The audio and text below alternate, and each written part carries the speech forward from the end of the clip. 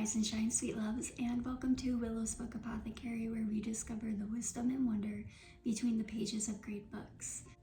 Today, I'm going to be reading to you a passage from the Serviceberry, Abundance and Reciprocity in the Natural World by Kimmerer, and this passage reflects on redefining wealth and status.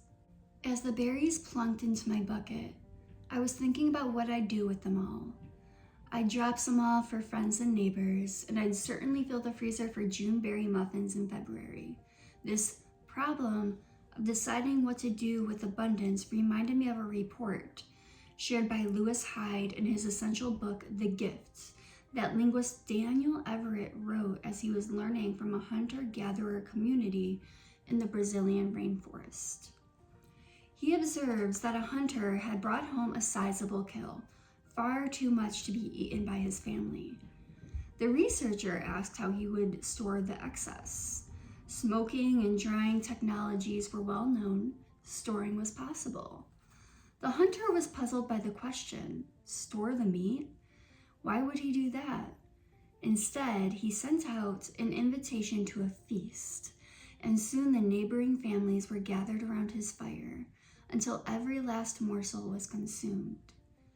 This seemed like maladaptive behavior to the anthropologist, who asked again, given the uncertainty of meat in the forest, why didn't the hunter store the meat for himself, which is what the economic system of his home culture would predict? Store my meat? I store my meat in the belly of my brother, replied the hunter. I feel a great debt to this unnamed teacher for these words. There beats the heart of gift economies, an antecedent alternative to market economies, another way of organizing ourselves to sustain life.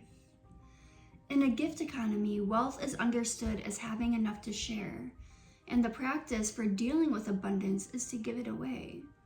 In fact, status is determined not by how much one accumulates, but how much one gives away. The currency in a gift economy is relationship, which is expressed as gratitude, as interdependence and the ongoing cycles of reciprocity. A gift economy nurtures the community bonds that enhances mutual well-being. The economic unit is we rather than I, as all flourishing is mutual. In my own life, I've been giving a lot of thought lately as to what my own personal definition of success and wealth is. I really enjoyed having this passage encourage me to look beyond transactional interactions with the people around me and what I can give because I have enough. I have two questions for you today, sweet loves. The first question would be, do you hoard what you have, or do you give a little bit more freely? And what is your own personal definition of wealth? If this passage resonated with you, I would love to hear your thoughts in the comments below. And if you would like more daily literary wisdom, then hit subscribe. I will see you tomorrow.